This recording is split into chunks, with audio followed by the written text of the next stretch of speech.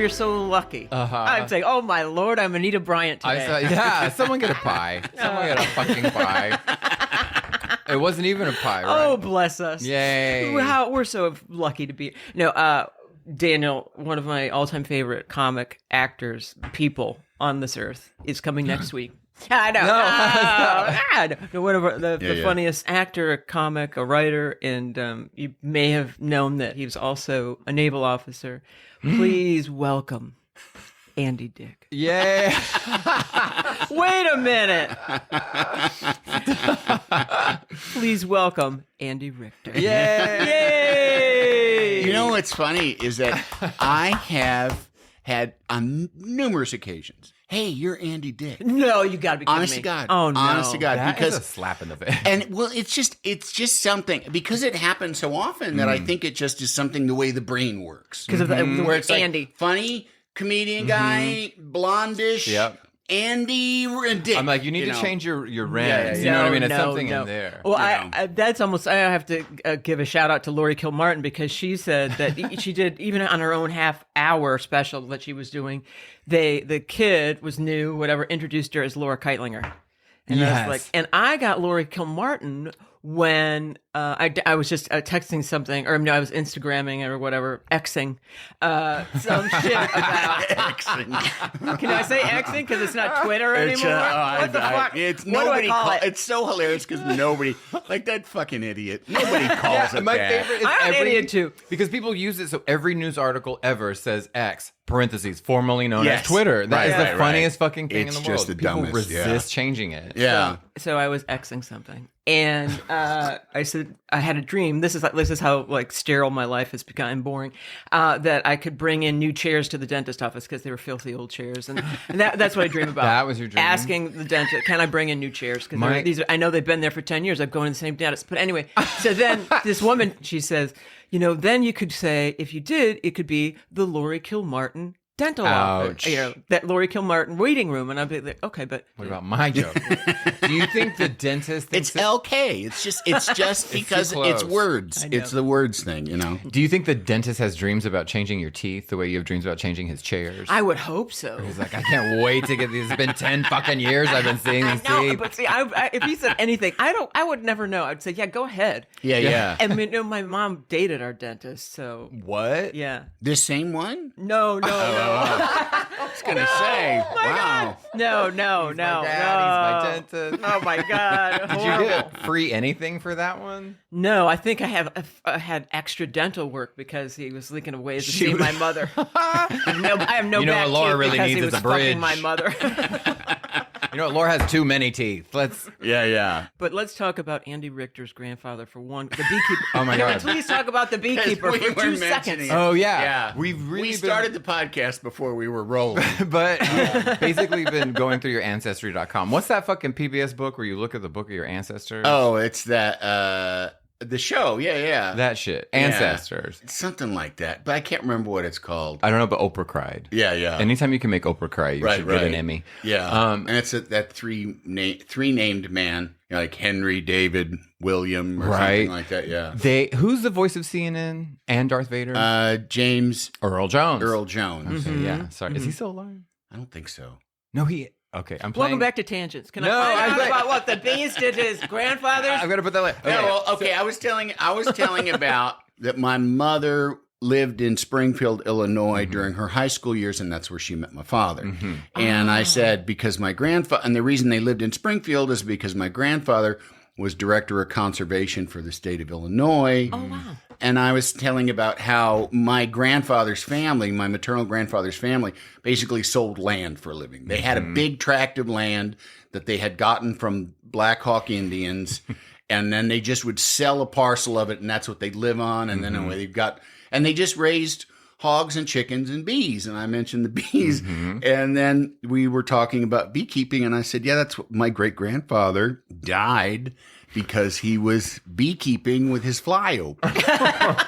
And he got apparently horribly stung, and it caused him a heart attack. No. Yeah. See, So- now, I'd call that a curse from the Black Hawk Indians. 100%. Are you kidding me? Yes. 100%. The bees were Black Hawk. Did you see the fucking spaceship where they were sending the dead people's ashes to the moon, and the Navajo people were like, we worship the moon as part of our cosmology. Oh, wow. And they had a White House meet. Yes. Wow. The White House was alerted, and they at least had like a a meeting about please stop the rocket ship. And then guess what happened? Fucking SpaceX launched the shit, and it had an anomaly, and they've never seen it since.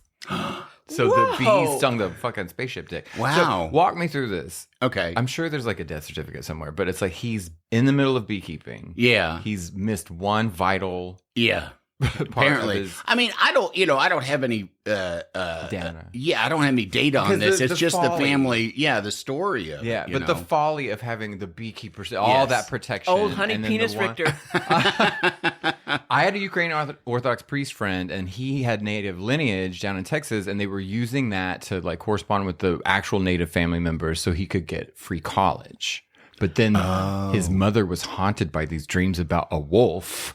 Whoa. And then finally one night she woke up to a wolf at the actual door clawing at it. So then they sent a letter back to the natives and said, "Thank you, no thanks. We don't need it. Like we're not going to pursue free college anymore." Oh, because and the wolf went away. Oh, wow. So, but what do you think happened that it got infected? He was very old. And I think you get a lot of bee stings on your dick. It's very traumatic. And, No matter what age you and are. I think he either went into anaphylaxis or had a heart Oh, attack that or would make something. sense, yeah. But they brought him back to the house and he died, in that. But I mean, and it's rural Illinois in, I don't know, probably, 1910 or something like Oh, that. yeah. So, That's what I was going to say about. They were standing around. I don't know. You want to touch it? Yeah. I don't want to Yeah, touch yeah. that thing. I ain't gonna touch Well, it. did you ever see the movie The Savage Bees?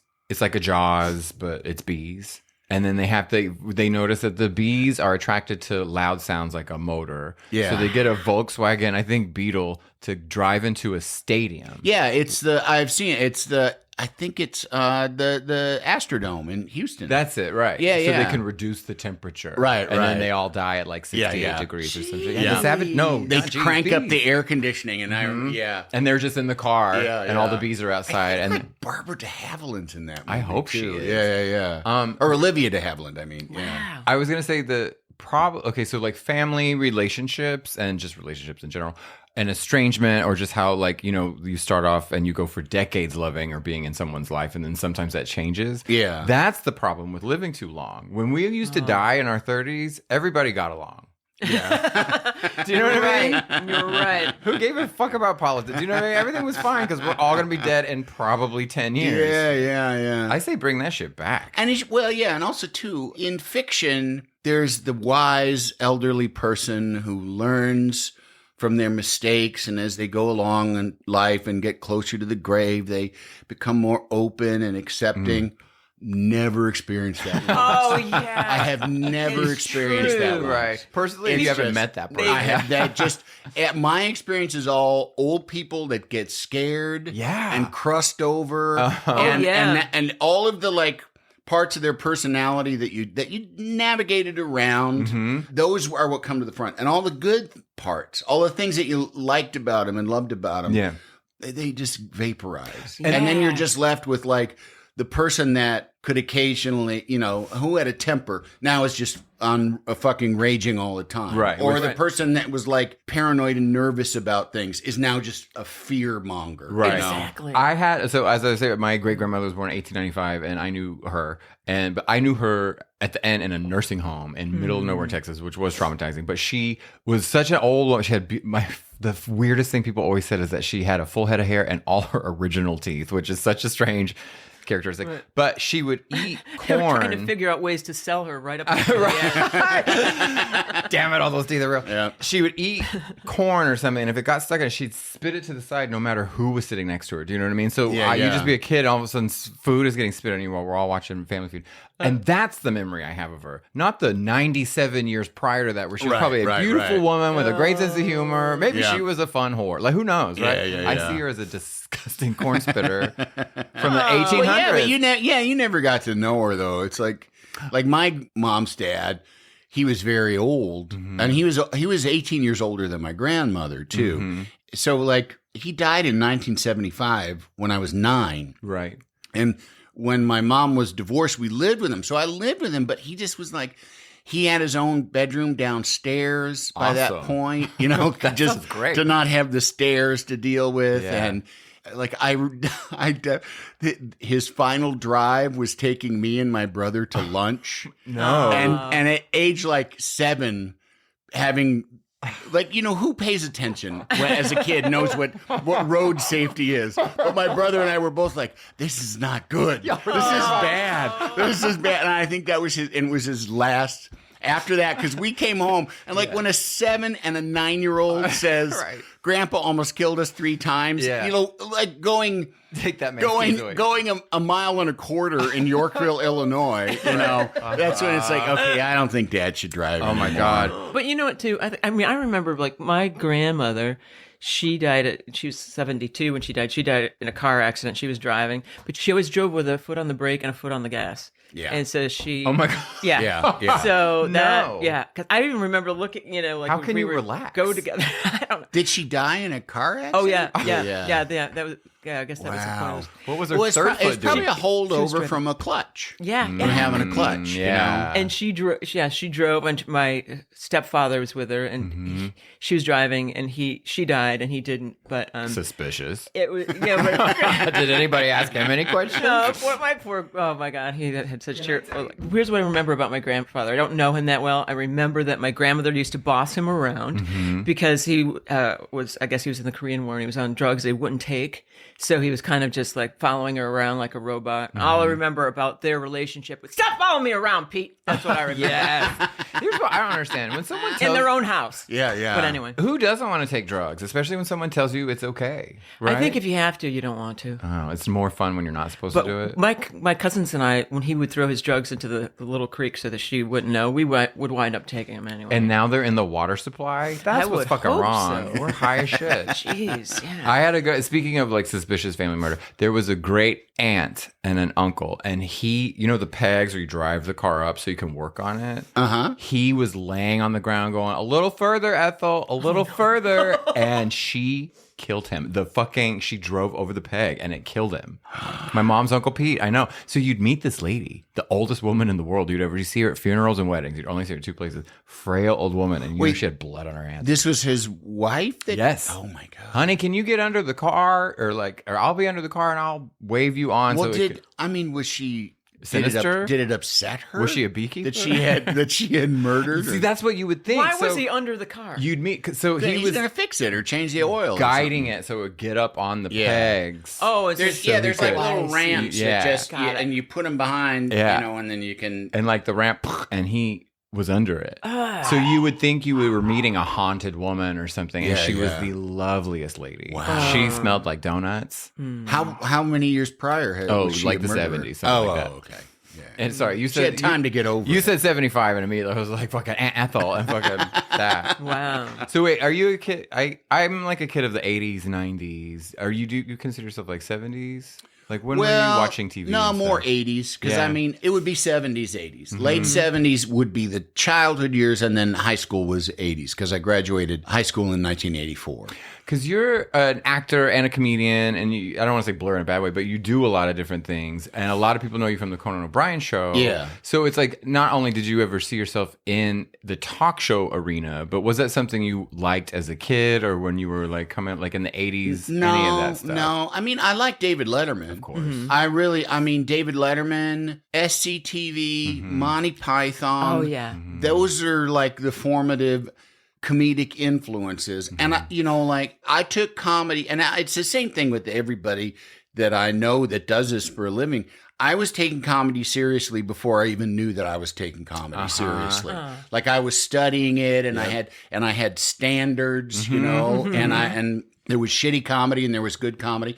And there was David Letterman, who came in and was kind of like because Johnny Carson, it was all bullshit. Right. It was all phony showbiz bullshit. Very squeaky clean. And then David Letterman comes in, and it's like he's kind of a smart ass who thinks everything, and a very Midwestern. Yeah. A very Midwestern, like this whole thing, like you're get too big for your britches, or you love to toot your own horn, don't you? Or the one I love that I heard it in like Australia and New Zealand, the tall poppy syndrome, which is that poppies grow, and if any of them get too high, you cut off their head. Because all the poppies should have a uniform level. So if you grow too high, we're going to cut your head off. And that's, it's like, and that's happened to all of us. Yeah. We're all tall. It's like the New Zealand, Australia attitude, especially in New Zealand. They say if somebody from New Zealand goes out and gets big, that's when the New Zealanders, they have 5 minutes of pride, and then they start to, take it down. Yeah, then they're ready to cut their head off. On a side note, you are very tall. People are surprised because of Conan. Yeah. Well, he's huge. He's 6'4", I think. Are you taller than I'm Conan? 6'1". I'm 6'1". Oh, you are? Yeah. You felt very much taller. No. I only want my famous people to be tall. Me too. Right? And it's weird when they're tiny. Everybody out here is tiny. I know. Yeah. And all the good-looking ones are. It's very hard to be big and pretty. But Yeah. okay, but when you meet them, you're tall, but you're beautiful. I know Laura's tall and gorgeous. Yeah. But when you meet, but that makes them even weirder to. I don't want to say objectify, but it's like when like a heartthrob, a movie star, but you meet them and they're just this tiny weird. Yeah. And I don't mean like it's like a miniature, like a toy version. Yes. It's really hard to find them sexy at that point. I think it's just the camera likes a small skull. It looks better on camera than a big one. There's just too much real estate to cover with features, I think, on a big skull. Yeah, everything is shot like from beneath because everyone is a Hummel figure. Right? Well, It's like you have to get from the ground, and that's it. And if you have to go up too far, then you're just Godzilla or whatever. It's just like what? But so it's award show season. We were talking about that earlier, and it's like I'm still a viewer by any standard, but it's like you have worked in a lot of movies, television, and you've met a lot of these people. Same for you. You fucking met everybody. Can you separate yourself from it when you're watching like the fucking Critics' Choice or whatever, or is it like I should be there? No, no. And I mean, having gone to the Emmys and being. Lucky enough. I've never won an Emmy. The Conan Show won a couple of Emmys. But you don't take or that? At least one. But I wasn't. It was after I left. Oh no. Yeah. We were nominated. Like that doesn't make any sense. We would never get nominated for Best Show. Okay. Because, it's like, those dorks, I think is what. But we would get nominated for writing. And we would always lose. Like the one that made me the angriest was and it was such a weird category because stand-up specials would be on there too. With variety. Yeah. So we would work 47 weeks a year, writing 5 nights a week. And then and the one that got me was Eddie Izzard. Yes. Oh, fuck. Eddie Izzard beat us one year. And I saw the special and I was like, and I like Eddie Izzard just fine. But it was like, not the one. Take that fucking dress off. And, this is like Gary Mule Deer or something. Yeah, oh my God. It's so just funny. the fucking dress that got him the Emmy. That's hilarious. And so one of his, I'm sorry, Dan, but one of his big bits that he did about planting a flag anywhere, that was Paula Poundstone's. It is? Yeah. Oh, really? Yeah. That's from She Just did to it Kill. first. Yeah. But did you put a flag? Wow, really?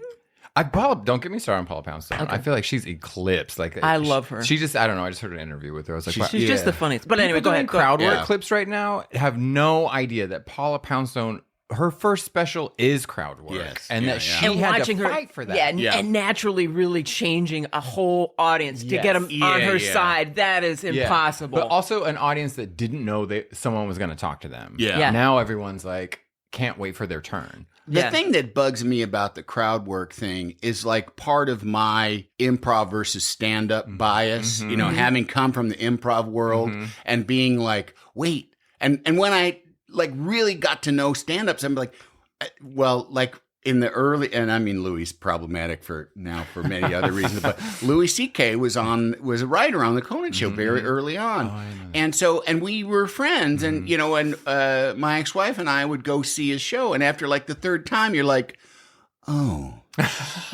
it's the same. Yeah. He says the same thing. In the same way. And having done improv for so long, it just, I don't know how you couldn't have like a little bit of like, well, Yeah. you know what I mean? Uh-huh. It's like finding out, like, you're an amazing chef just winging it, and then you find out, wait, you're using a recipe? Yeah. Like, what the fuck are you doing? Yeah. But I forget why. we were talking Well, about, also as a stand-up who repeats myself too, I remember seeing a UCB show, and I went twice because I was actually dating somebody in the troupe or whatever, the one out here, and I thought, okay, I know what they're gonna do, and somebody like yelled something out. The suggestion was a different suggestion, but they did the exact same thing. Yeah. I was like, wait a minute. Wait a minute. How did that get all the way around to that? There is, see, like the improv that I came from was a Del Close, very purist kind of, and I mean, not everybody did it, because there were definitely people that would have like a character, or they would have a gimmick. Like there was one guy, the very simple stages, and there would be a flat, like, which was just a 4x8 of plywood that had a 2x4 connecting it to the wall. And this guy would climb the flat and flop over and hang over upside down from it. That was his whole. Like he'd do it, I'd say if he was doing 5 shows a week, he'd do it 3 times, And audience fucking, oh my God, no. Hooray. And all of us were like, motherfucker. Damn it. And we could, and I just wish I could go back and watch us as he did it and just see our faces like, loathsome. And wait, Andy, this is all in Chicago. Yeah, this is all Chicago. Right. Yeah, but funny. Del Close was like, if you do something, you got to challenge yourself and do something different. You can't Right. do the same stuff over and over. No repeats. And I mean, it's a really good way to learn, but ultimately, like when you get out into the world, it's like you can't sustain that. No. I mean, when I started back in the days when I was doing things where I would have to do press junkets and where you do 30 interviews a day, I would be like, I gotta say something different every time. And then like after 2 days, I'm like, what the fuck am I doing? You're killing yourself. Yeah. So then it would just be like, I'm workshopping the story. It's like that. I was doing my stand up, doing my sets, but where somebody would come into a room and, You have note cards. Yeah. Why does the interviewee have note cards? I know. Wait, I'm sorry. I'm sorry to interrupt, but Andy, did you happen to know Mike Haggerty? I did know Mike. Oh, because I wasn't him. like we were. He was he was of an older generation than me, but he was a sweetheart. Yeah, Who I was was lucky Mike enough. Haggerty? He played my husband on Lucky Louie. When is the first time y'all met each other? It probably would have been out here, probably through like Garofalo or somebody like that. Yeah. Where did you come up? Do you consider From Chicago. I'm sorry, that was It's insulting. okay. No, that's all right. Like, what? No, I Because your career is more than just that, so I don't know how. No, I mean, I went to film school in Chicago and I was working in film production, which there's mostly commercials. Right. But I always wanted to perform. And I learned a lot of film acting in film school because nobody knows any actors. And, you do a lot of round robin kind of projects where like, you're going to edit this one, you're going to shoot this one, and I'll be in it. Gotcha. And so then the next one, you'd be the camera person. And so you would be in things where you'd have to act. And then you would have screening days. And everybody was always making a short student film. And, they would show a short film that I was in, and I didn't suck. Yeah. and then I would have people come up and go like, hey, I'm doing a short film. Would you come and be in it? And I'd, sure, and I did a lot of that up until the point where it was like, oh, student films are just, like, they're just 12 hours of nobody knowing what the fuck to do. Yeah. And then especially when I started interning for a production company and being on professional sets, which like I learned more in 2 months than 2 years of film school, then that especially, that's when you're like, I'm used to a certain level of professionalism, and I was loading trucks and getting coffee, but still it was like, How do you look? Because I think that's something people don't know is like set behavior. And one of those things is like, not set behavior, but like the way, if you're somebody new, when do you have the confidence to like just be yourself or be out loud? Or are you like, that's why they hired me kind of a thing? Because you're a gregarious person in general. Do you know what I mean? I always, in work situations, kind of kept my head down and worked hard and I wasn't there. Like, I when I waited tables at Casa Lupita in Naperville, Illinois, all like the career waitresses, after, number of months working there, these like cigarette-y ladies, they were like, we thought you were a stuck-up prick. Yeah. And I was just like, no, I just was working, and I just wanted to fit in and wanted to keep my head down. And that was on film sets. I was like that. If you're easy to be with and you work hard, you can keep doing it. And that's the best, which nobody, I don't know if they teach that, but it's like, I still would see, like on the Conan show, there'd be interns that would come in and complain to us, the writers, about how they're not really getting to do anything creative. And it just jaw dropping. Yeah. What the fuck did you think this was? Yeah. I'm always amazed, like, when someone's like shadowing a director or something, like in the writer's room, there's some, maybe a young writer there or someone who wants to be a writer, and then they don't say anything the whole time. They don't get anything in to a script except their lunch order. And I always I'm so close to saying, now, whose kid are you? Yeah. Whose kid? What the fuck are you doing here? Whose kid are you? What favor is this that we're, that you're sitting here like a blob doing nothing and whatever? I'm just always interested in that. Not even ego isn't the right word, but just people's different like kind of orbits and things because being on a talk show is this weird intersection of absolutely movie star, music, just everything, right? Yeah. Like because the mood has to change every day. Yeah. Based on who's going to be there. Yeah, and you got to be on your feet. I mean, that was like, I didn't set out to be myself. I wanted to be an actor. I never wanted to be a broadcaster or anything. Yeah. You didn't want to be Andy Richter. Yeah, but I had the ability to, and it is a genetic thing. I got a lot of wisecrackers in my family. They're very funny, quick people. And I had that ability, and it, like any muscle, you exercise it and it gets stronger. And improv gave me that. It also kind of, and I mean, I don't know if it's a Midwestern thing, but I also was more unimpressed than most by a lot of the stuff, and always just kind of had the suspicion, like I said about David Letterman, like, this isn't nearly as big a deal as you think it is. Right. You know what I mean? And that's when we were talking a little bit earlier about award shows before we started. That's what I always come away with. It's like, take it easy. All of you, just fucking take it easy. Well, you know what? Come on. Well, also, man, so you saw like firsthand how dumb actors are. Sometimes, yeah. I mean, for the most part. Sometimes, right? Yeah. I'm always like, holy fucking shit. Well, too, when you think, I feel bad for a lot of these young people, well, not now, but then, or, even if like maybe 15, 20 years ago, they dropped out of high school or whatever, or they were child stars. They didn't finish their education. No. They just kept trying to be on TV or in movies. Yeah. So they are not really a fully developed person. Yeah, no, and raised like an animal that sits up for treats. You know what I mean? Wow. Like, it was just really damaging. I have always felt like whenever there's somebody like Jennifer Lawrence was on the Conan show a little bit, like when she started out, and she was a big fan of the show.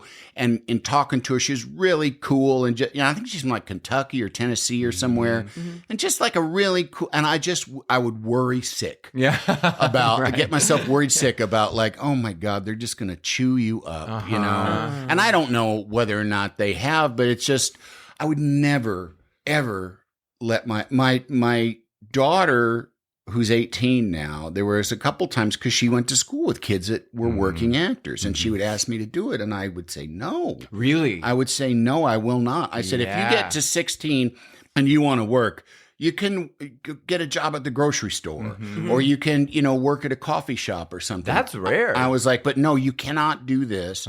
And when she asked me why, I said, because you'll be surrounded by people who are making money off of you. First and foremost, that's pretty much the beginning and end of it. Yeah. And they will tell you they love you. They will tell you that you're fantastic. They will tell you that all of the money and the work is secondary to how much they care about you as a person, while they are judging your looks, your voice, how fat you are, how thin you are, or you're just, your mood, whether if you're not feeling it, they'll judge you for that. And I said, and that's hard enough to do as an adult, like to be in that sort of like intense judgment it is unmooring to the most secure person in the world. And to do that to a child is just, it's fucked up. Yeah. When I left my ex-wife, I moved into an apartment building in Burbank that was like a new fancy apartment building. And there were tons of people from out of town that were parents that were like acting kids. Oh my like God, we're no. here from Ohio, and my son Yes. my son's one of the kids in the classroom at Young Sheldon or something like that. Oh, no. And I would just think like the pressure Yeah. that like, and it's something you learn as a parent, like to let children be in charge is cruelty. Yeah. To let a child be in charge is cruelty. I mean, the Romanovs did it for Yes. fucking good. And look what fucking happened. Yeah. Look what But it's happened. like, but even like when your kid is, I have a 4-year-old now, and my wife was a single mom when I met her, and she had this little child who there's no other babies around. So it's grandparents and aunt and uncle are catering to this child. Yeah. And she runs those. She still, Yeah. she goes to Gammy and Gampy. She runs that fucking household. And it's not good for her. No. It ultimately, children want to know that they're protected and that somebody else is in charge because it's scary. They can't handle it. So, Andy, you're a stepdad. I am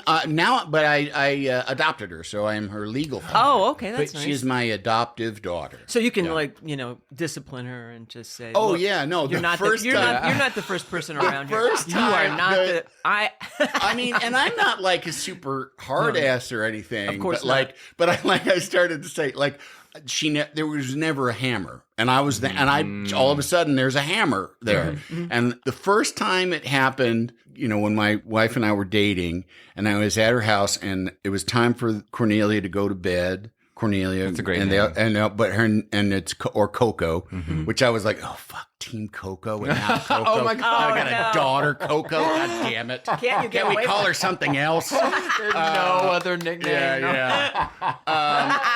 But it was time. It was bedtime, and it was the beginning of the negotiations of Yes. like, you got to go to bed. No, I won't. No, I won't. No, I won't. No, I won't. And I finally just was like, it's time to go to bed. You got to go to bed.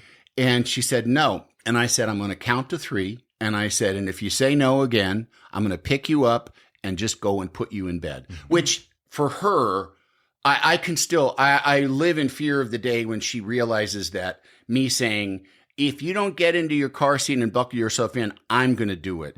That's nothing. Yeah, Like exactly. to her, that's like, oh my God, no fucking way am I letting you buckle me into my car seat. Like this is a child that if I push an elevator button, she's fucking furious. Oh, I am. I'm 41. If you didn't fucking let me go first, oh my God. Let me touch. No, that button. I got to push that COVID button. was the best because nobody wanted to touch the Right, button. right. And now everyone's fucking maskless and Let me do it. Yeah, I'm furious. But so she's too young to say you're not my real father. no, she doesn't. I said that to No. my stepdad at 30. Oh, really?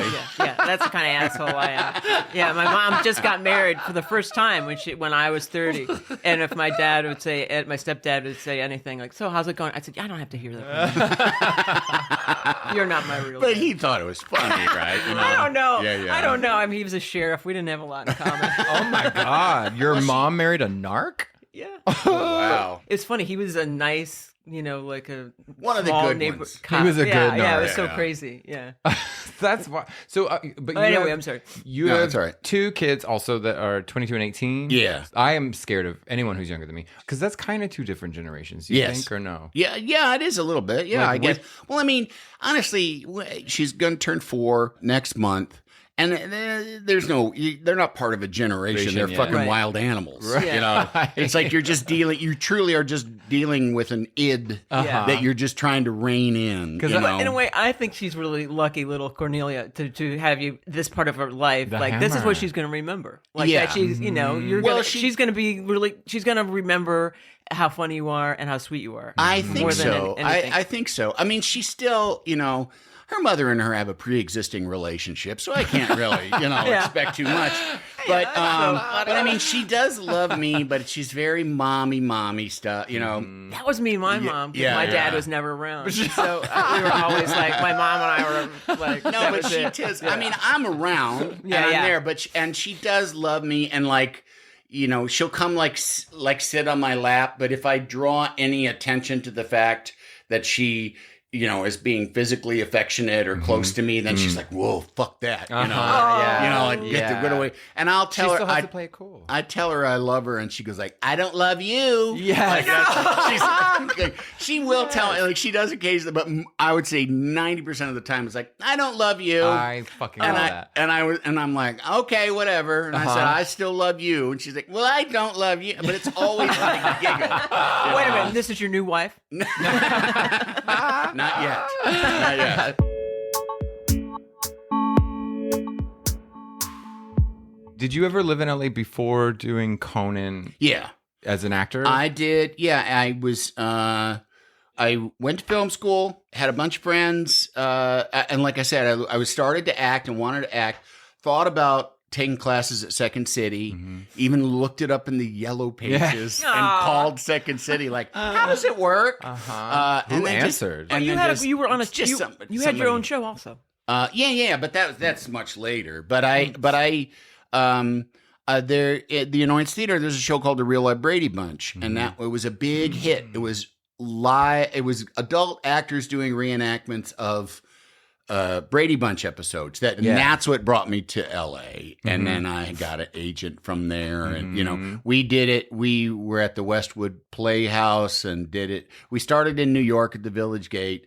And it was all a bunch of us from Chicago. Really? That's amazing. That would have been amazing. And then it came out here. And there was a second cast from Chicago doing it at the Village Gate. So it was playing in New York and LA. Crazy. The real life Brady Bunch. Who cares? Yeah. That's great. Yeah. But it was very popular at the time. And it was very funny. And there were a lot of, it's all about, everything's always about execution. And they were very talented, funny people, very gifted comedic performers in that thing. So, it seems like there should have been like a not a duel, but like a Brady Bunch versus Brady Bunch, like the New York turn. Right. But that's kind of one of the only shows you could really do. Well, that. the New York cast was second string. Yeah, I was going to say. That's what she's saying. They were the exactly. B team, really. Yeah. Did you move to New York for Conan, or were you already there?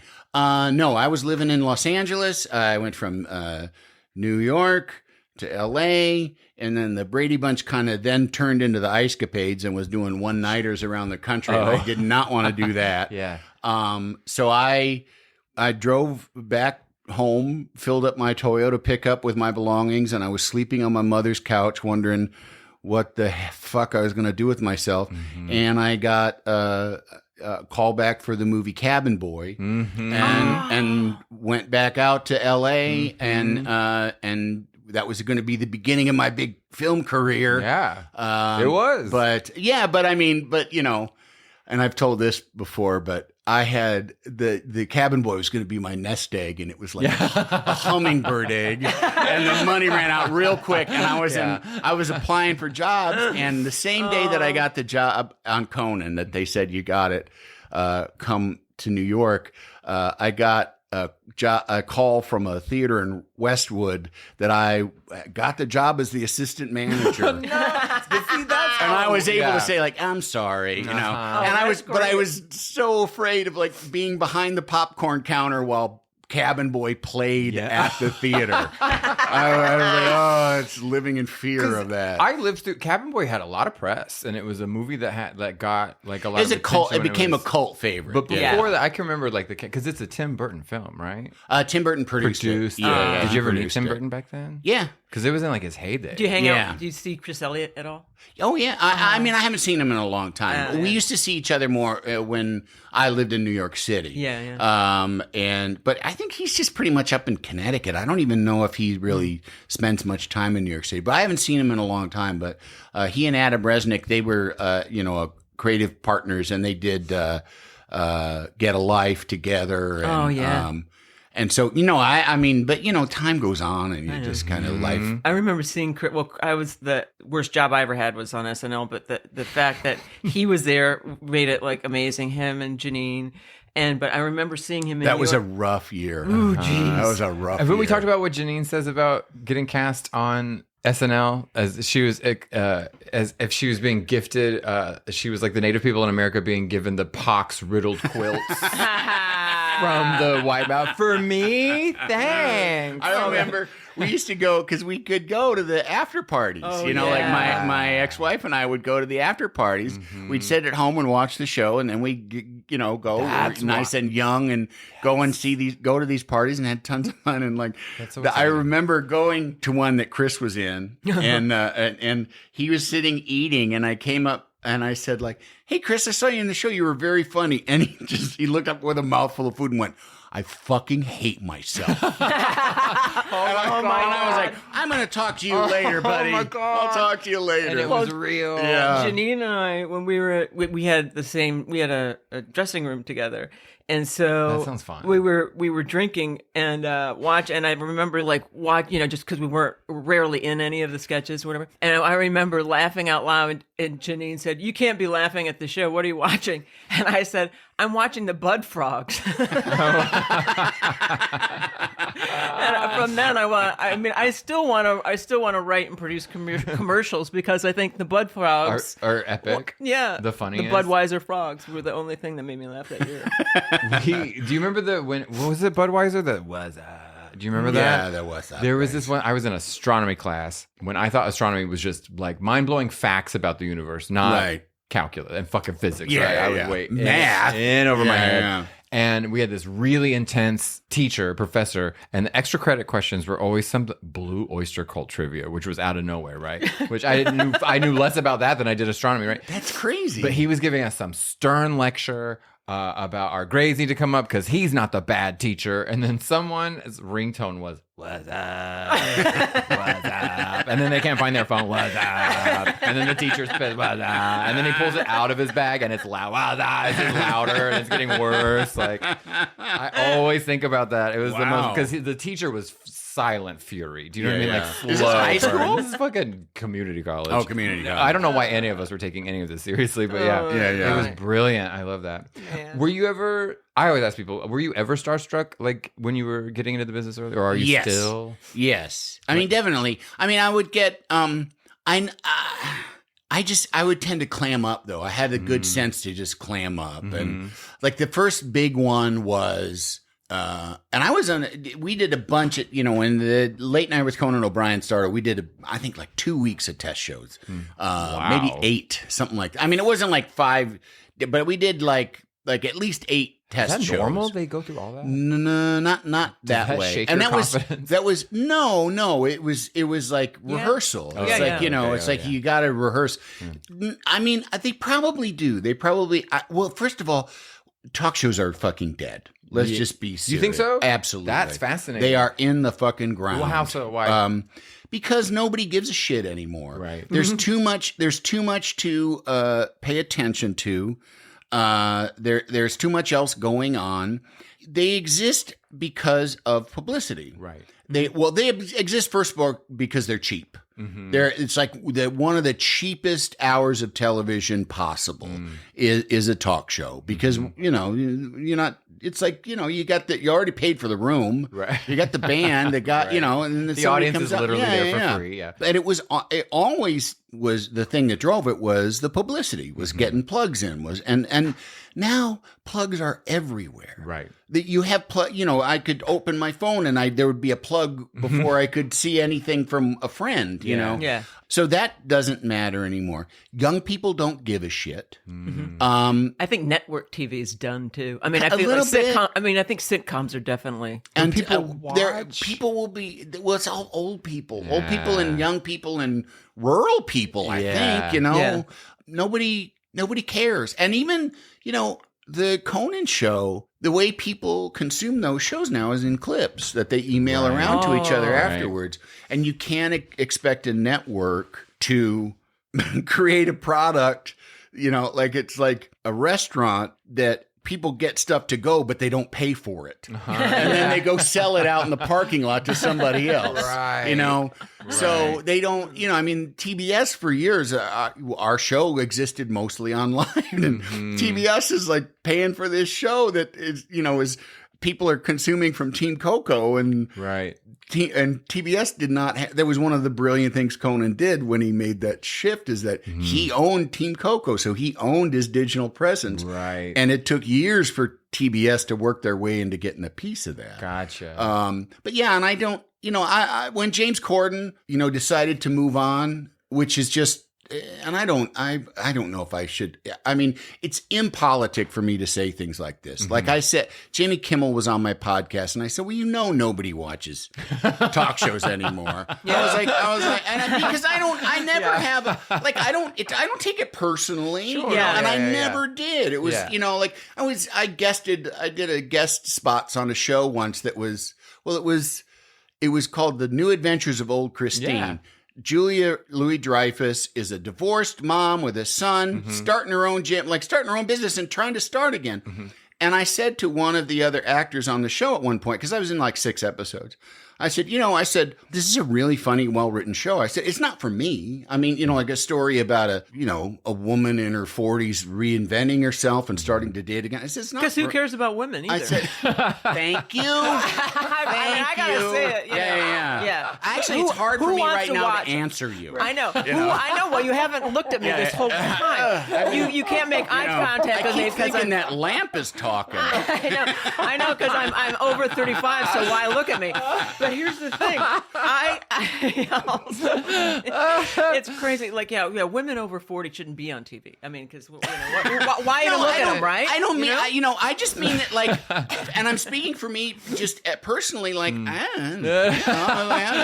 like Nancy Meyers movies. They don't speak to me. They don't speak to me either. I know. So it's but there's I'm not fucking watching Yellowstone either. Yeah, right. There's just some things that aren't for me. But this guy was deeply offended that I would say, this is really funny, but it's not for me. Yeah. I was super deeply offended. So I forget what I was going to... what you said, you were saying to Jimmy Kimmel that people don't I was saying to Jimmy Kimmel, I said, what are bang Zoom ratings now would have got you canceled 10 years ago. 100%. The numbers are just so different. And he kind of very patiently was like, no, that's not true. People are still watching talk shows. And I was like, because he's a friend of mine and I love him. And I was like, okay. Yeah. Maybe that wasn't super sensitive for me to say, but it's just, but I also too, I cannot stomach lying to myself and I cannot stomach falseness. And I think it's like a cancer on our lives when you say James Corden is moving on, when it's no, talk shows are dying. That show is getting canceled. It is being replaced by a panel game show, because it just doesn't work anymore. From a stand-up point, it's like Johnny Carson is, I guess, the last of it, but it's like a career maker, right? Yes. Those days of where that many people would see one broadcast that might not even be rerun again. That whole thing is long gone. Yeah. So, and thank God. You think? One cranky old wife beater should not have that much power. Agreed. No. As a gatekeeper, yes. I'm saying as a platform anywhere, having that kind of focal point. Yeah. I mean, and stand-up specials are just not special either. We were talking about that. They're just lousy. They're just filling space. Yeah. It's like the album, though. People don't listen to a full album anymore. No one flips to the B-side. It's like they want the single or whatever. Yeah. It is weird to watch because it's especially variety television, which I guess a talk show is. Yeah. It's a full solid hour of you have to have a TV show. And now it's nobody wants even that much. No. Do you know what I mean? It's just a clip. Do you as a creator struggle with what's going on right now technologically? I don't know what the fuck to do with myself. Right? Honestly, I don't know. And you mentioned it, I am lucky in that I can do lots of different things. And as my time has evolved in this business and I've tried different things, as I said I wanted to be a character actor. I just wanted to be a character actor in movies or television. And I mean, initially when I was young and uppity, it was it was movies, Right. You know, and now it's like, well, television's better than movies, Right, You know? So, and it doesn't matter, especially at this point. I have come to the conclusion because, like, one of the things that I can do is I'm directing television commercials, Oh, and great. I've done that, and it's based back from Chicago. A guy that I PA'd with is an EP at a company, and I can do that because, you know, one of my main roles on the Conan show was producing the show, helping make the show, and go, that needs a new ending. Which animals should we use in the animal segment? You know, like cut that elephant or whatever, you know, and that was, and I, you know, like I penned the name of very grandiose, but I called myself the comedy consigliere because Nice. Conan, everybody needs somebody to go, is that funny? Yes. You know, to absolutely. turn to and go, is that funny? Because Correct. I mean, I'll write things and I'm like, I think this is really good, and somebody be like, and I'm like, oh, okay, I guess. You know, you don't know exactly. That's why I feel And- bad for Garrett for living with me because like he gets that That's- every day. Yeah. Is this good? Is this I'm gonna good? do a stand-up. Is that funny? No. Ah, that's a lot of pressure, though, don't you think? Yeah. Yeah. It's also one of the things that I feel like, I mean, I'm indebted to Conan for everything, but one of the things is that he invited me into that creative process in a way that I felt needed and necessary and rewarded with trust, with ongoing trust. I mean, Yeah. the monologue meetings were, he'd read a joke and he'd look at me. Yeah, which was, I thought, Yeah. rare. But I mean, but I mean in the meeting. Oh, in real like life, as we're, you know, they come in with 10 jokes and then they went down to like 3. Yeah. Those Yeah. poor monologue writers on our Yeah. show. And but you know, he would look at me and I'd go, no. And again, I'm very blunt about that, which was a big change coming from when I left the show in the first place and coming to LA, where you can't tell someone, I don't think that'll work. You have to like explain to them how great it is, and what a wonderful idea, and how in a different universe it would be the greatest thing ever. But I just don't think it would work here. I'd be like, nah. Yeah. And people would be like, whoa, Yeah. you know, like, it's like, we're all magicians. We can't, if somebody does a card trick, we don't go, oh my God. Yeah. Like, yeah. Are you my of God. Satan? Correct. But I just, you can give me a little comedy script and I know how to get it to the screen in a efficacious way. Fantastic. I've got like 3. I'm gonna tell you And about it. I'll read them in the way home. I've got a driver. But I just in doing these commercials, I just realized, like, I just want to work. I just want to be on a set. I just love being on the set making things with people. Yeah. I don't even really like being in front of an audience that much, to be honest. Really? It's just not my thing. I don't You don't need it. I don't need it. They're lovely, wonderful people that are, you know, that are the reason we're all here, but I don't need them in my timing. Yeah. You know what I Yeah. mean? I don't need them in my timing. That's interesting. I don't need to have something that we came up with that we know is fucking hilarious. Right. And then have, you know, a bunch of people who it was like, well, they couldn't get into Big Bang Theory, so they're gonna go see this, and they don't buy it. You know, Right. like it's like, well, okay, you're entitled. I don't blame you for not buying it. You're you have your own taste, but I'm not gonna get hung up on it. And it's kind of a nuisance that I have to Yeah. do this. When I like a set, we're our own little group. Yeah. We brought our own reality and we set it. It was all in trucks and we unpacked it and put Right. it down. And then when we're done, we pack it up and go away. And that's all I want to do. And get what you've written onto the screen without like 5,000 people, even just the Yeah. audience or the producers or everybody always Right. like chipping Yep. in. Like, you know, Garrett and I were watching this series last night that we were really looking forward to. It was Clive Owen, and it was Monsieur Spade. It was about how Sam Spade, you know, the legendary detective, moved to France. Yeah. Or whatever. But I could Is it tell. new? Yeah. Oh, okay. Yeah, it was on. Yeah, it was just on last night. I could tell just from being in writers' rooms and everything that everyone had their point of view. Everyone had to get their little shit in there, and so it's watered down, and Yeah. there's no point of view. I hear writers' rooms all the time. It makes it's I awful. have to keep my mouth shut around other people because it's no fun to watch TV with me. Yeah. Oh yeah. Because I can Really? hear, I can hear whatever Josh or Jared pitch that one. You know? Oh yeah. And so it's not. but it's like, it's where I have my 10,000 hours, you know, Yeah. I mean, kind of literally, you know, or at least thousands and thousands of hours of making television. You've done a lot. Have you done more? You've done a lot of TV and movies, but my like favorite is like Strangers with Candy. Thank you. So how organic? Like, can you talk about being on set? Because you're in a couple episodes. Sure. How much were they sewing that shit together on set, or was it like scripted and we know exactly what we're doing? Oh, it was scripted, but there's all kinds of play. Like room Amy to move. Sedaris, she's unlimited. Just gotta let her play. She's right? awesome. She was in Elf, and like there was a point at which she was fucking around, and somebody kind of told her like to stop fucking around. And I was saying that, and again, it's like it probably was not very smart of me to do, but like, we're on mic, everybody's got headsets. Oh, yeah. They can hear it. Yeah. And I was like, I saw her get kind of talked to, and then because Amy will fuck with you while you're doing your side of things. Like you're doing your single. My back is, I'm Amy with and my she's back to the camera. she's doing her lines off camera, and she will fuck with you trying to make you break Yes. on her show. It's her show, Yes. and that it's thrilling to me. Sure. And every time that she would do it, I'd be like, "Fuck you, Amy! Yeah. No fucking way you're gonna break through this." That's magic. And that's how she is.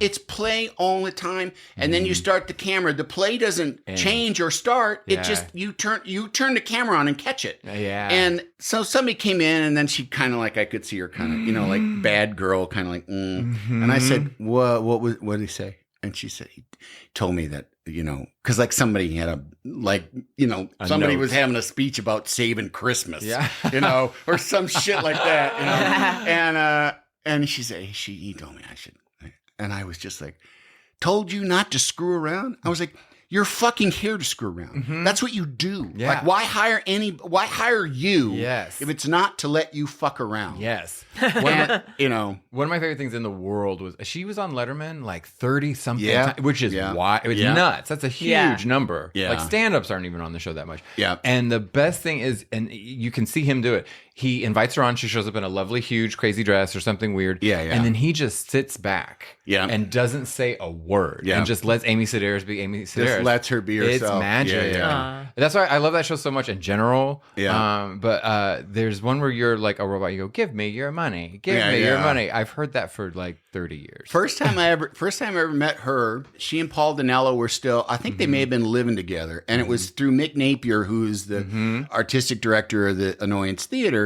And he directed some shows at Second City. So he was one of the Second City directors that would do their different sort of ensemble shows. And I knew Amy, and I'd seen her on stage or something, but it was her birthday. And, I don't know, maybe 27th or something, It was her birthday, and we went to her apartment, which of course at the still was like 100 vintage squirrels around, And I think it was Paul, because they were living together, because they're amazing. They were a couple, and then they decided not to be a couple, but they have been creative partners forever, continuously throughout. But she got, and Paul got her an old timey wicker wheelchair.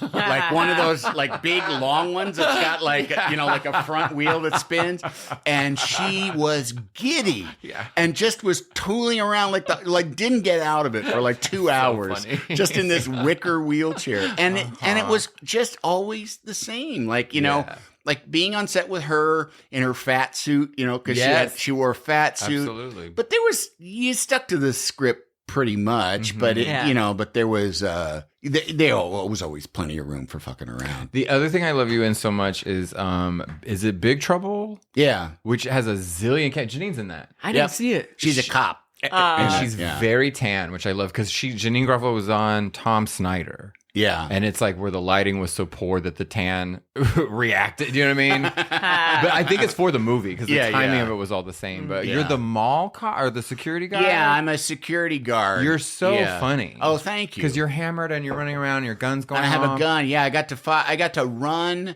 Yeah, that was fun. It was weird, too, because like I just worked with these three, because it's like kind of like it's a madcap kind of, star-studded cameos. Yeah. I think there's like rappers in it and Everybody's stuff. in it. There's a tons lot of people. Well, who's the star? Who's the lady from the fucking? I'm gonna fuck it. Renee Russo. Yeah, Renee And, like, Russo and Tim Allen. Yeah. Okay, go ahead. So I play this drunken mall cop, and I am interacting with the 3 teens, and one is Ben Foster, who Right. like that guy, he's fucking amazing, Mm-hmm. And then Zoe Deschanel was there too, and DJ Qualls.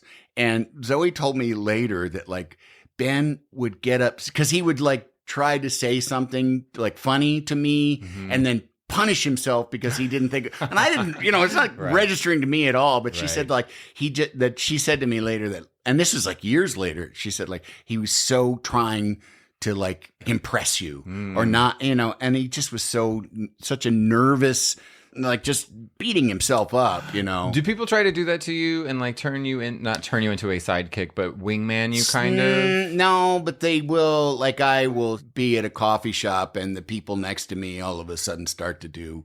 They all they get a little louder and they, like they start to be a little funnier, which is, it's kind of darling in a way, and I mean, and I take it as a compliment, but it is a little bit like, oh, honey, you don't have to do that. Yeah.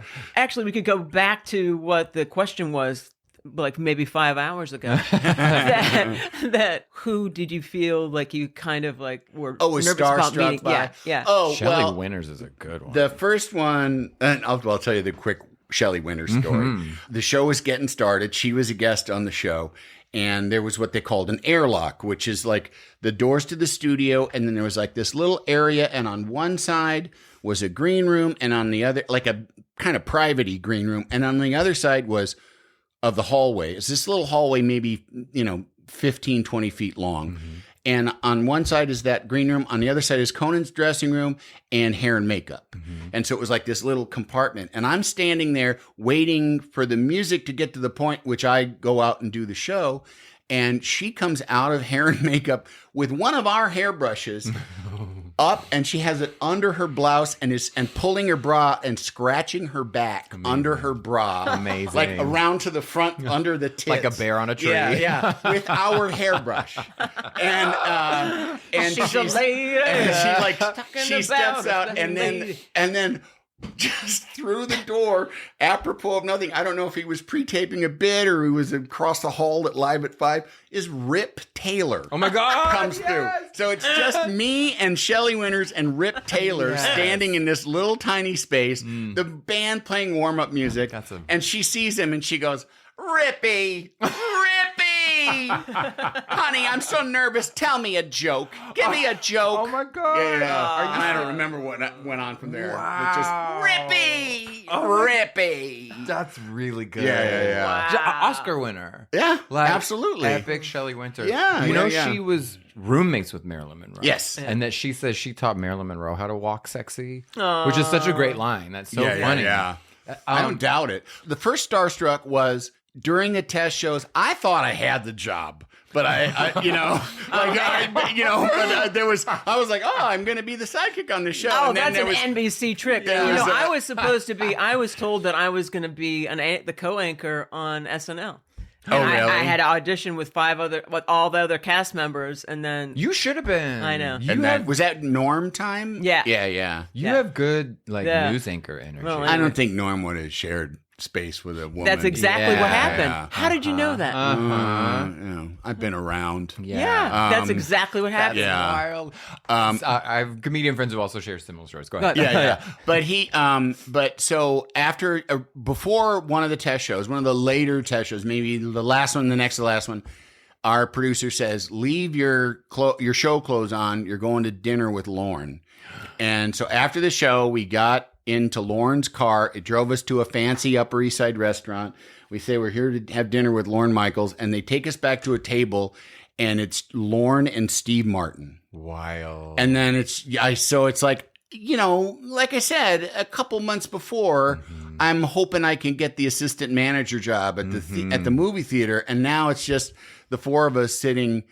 And I'm looking at Steve Martin, crazy. and I'm just looking at him. Yeah, looking at him, and just Yeah. like, from that point, I didn't say, I didn't speak unless I was spoken to, And that was always the case with people that really mattered to me, like Michael Caine. Yes. Like sitting and looking at Michael Caine, like what am I going to say to Michael Caine? I think you're good. Yeah. I love Jaws: The Revenge. Wow. I sneaked onto a movie set once, Miss Congeniality. Oh, And wow. There's a bazillion extras, so I just walked by and joined. Wow. And then it was like a cut because I knew Candace Bergen was around, so that was fucking faggot me was like, where is she? Where is she? Where is she? My radar. Right. I was like, I knew I could We sniff sat up around. in bed. Candace Bergen is in town. I was like, she's within proximity. Yeah. Must find her. Yeah. Oh, And man. she was over there. She was close to camera. I could just see her hair moving Yeah, around, yeah. right? That Murphy Brown hair.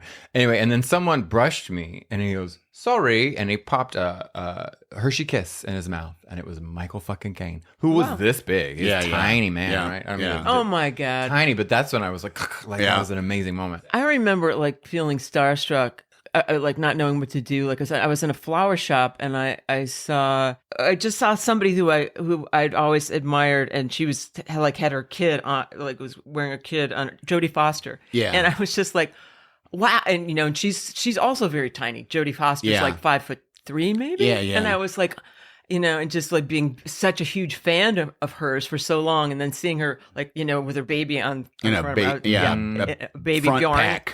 And I was Yeah. like, wow. So Jodie Foster was just on Jimmy Kimmel. And do you ever watch talk shows? And okay, so I guess if you already answered that they're dead. Yeah. Is there ever a time where you And not just because they're dead. I don't watch them because it's like a plumber watching HGTV. likewise? Yeah. I can't- Again, I'm no fun. Yeah. All I see is seams.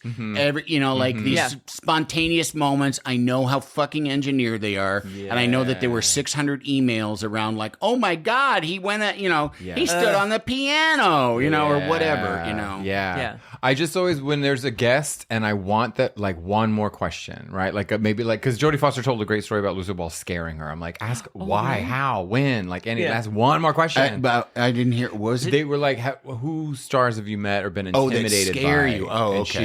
have you ever been intimidated? She goes, well, there were a lot of legends when I came up. And he goes, Lucille Ball was actually very scary. Yeah. Like, Oh, yeah. And I was like, well, I want to know. Oh, and she didn't say the name. No, she said the name. Oh. But I want more detail. Oh, I Do see. you know what I mean? But Yeah, I yeah. always am mad when like the interviewer doesn't get like one more. You know what's so funny? So now it's dark out. That's how long we've talked. And it's the next day. Now that it's dark and I outside, it does feel like a hostage. Yeah. Sorry, Well, it's Andy. winter time. No, But it's you're so fine. amazing. It's You're so fine. amazing. No, And thank you so much. I love blabbing. Well, you're hilarious. And I love seeing Thank you. I you, want to thank you. see you more often. We have to like hang out. or Yeah, something, that would be great. We Yeah, should. I have a new wife and a 4-year-old, and We need to meet the 'em. problem. Yeah, the problem is that just like like I said, I don't. It's easy for me. It's easy for me, and it's something that I push against my natural proclivity towards receding. And to just kind of staying home, and just it's also too like having a gazillion years of socializing and small talk. Now I'm just like, no, I'd rather, Oh, that's true. I'd rather just kind of stay home. I feel the same. Yeah, yeah. yeah. And- So, but I have to push against it because it's not good. Because that's what I was saying. I don't want to get old and close down. I want to get old and open up. I want to, as I get older, I want to be more open as opposed to less open. So I have to push against it. But it is really hard with a fucking 4-year-old. Yeah. Because it's like It's a she goes to perfect bed. excuse. She goes to bed, and it's like, well, no, what the fuck?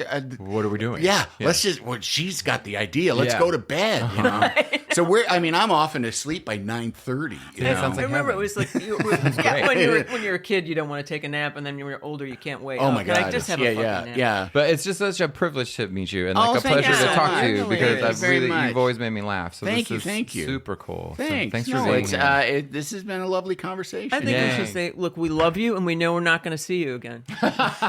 Recede, Andy. Recede. Andy Dick, everybody. Andy Dick. Andy Richter is here. Yay.